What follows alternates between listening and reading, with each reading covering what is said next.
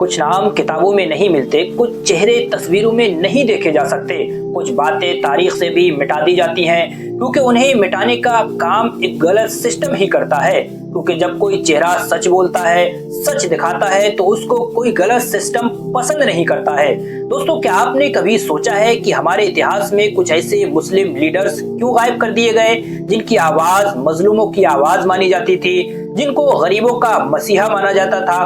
वो लोग जो मुस्लिम कौम के लिए लड़ते थे, बोलते थे और हर गलत सिस्टम से टकरा भी जाते थे। दोस्तों, वो कोई आम शख्स नहीं थे, वो इल्म का चिराग थे, वो मजलूमों की आवाज थे, वो गरीबों की उम्मीद थे और गरीबों के लिए मसीहा बने हुए थे। वो इंसाफ का पैगाम लेकर आए थे, लेकिन वो सिस्टम की आंखों में खटकते थे। उसे बदलने की कोशिश की जाती थी, लेकिन वो झुकना नहीं जानते थे, वो बिकना नहीं जानते थे। 1947 के बाद जब हमारा प्यारा हिंदुस्तान आजाद हुआ तो उस लीडर की कौम को सिर्फ सियासी आजादी तो मिली, वोट डालने की आजादी तो मिली, लेकिन जहनी गुलामियत बाकी रही। क्योंकि सिस्टम ने हमारी क़यादतों को कुचलना शुरू कर दिया, हमारे लीडरों को मिटाना शुरू कर दिया, क्योंकि हमारे यही लीडर गुलामी को तोड़ना चाहते थे, गुलामियत से बाहर आना चाहते थे। दोस्तों, वो लीडर जब मुसलमानों को हायर एजुकेशन देने की बात करता है, उन्हें रोजगार देने के लिए आवाज उठाता है और अपनी सियासी हिस्सेदारी की बात करता था,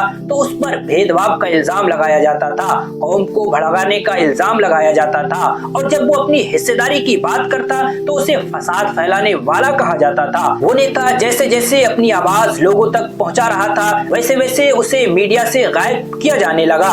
उसके इंटरव्यू नहीं दिखाए गए, उन्हें छुपा लिया गया और बहुत सारे भाषणों को तो रिकॉर्ड ही नहीं किया गया। फिर आहिस्ता आहिस्ता इतिहास की किताबों से भी उसका नाम मिटाना शुरू कर दिया गया।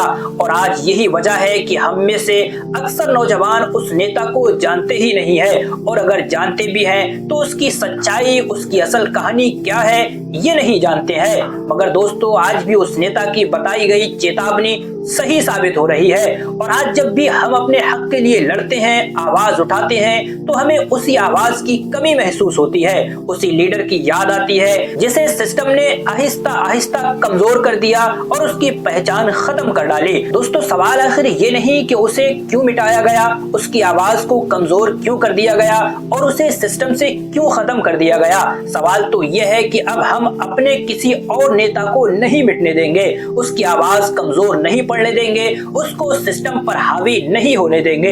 दोस्तों, जरा सोचिए, क्या हम अपनी लीडरशिप को सपोर्ट कर रहे हैं या नहीं कर रहे हैं? क्योंकि अभी हमारे पास वक्त है, अपनी लीडरशिप को पहचानिए और अपनी लीडरशिप को सपोर्ट कीजिए ताकि हमारे हक की आवाज उठ सके, हमारी हिस्सेदारी की बात हो सके। दोस्तों, अगर हमारी बातें अच्छी लगी हो तो प्लीज चैनल को सब्सक्राइब करके वीडियो को शेयर कर दीजिए और इस तरह की वीडियोस के लिए चैनल को सब्सक्राइब कर लीजिए।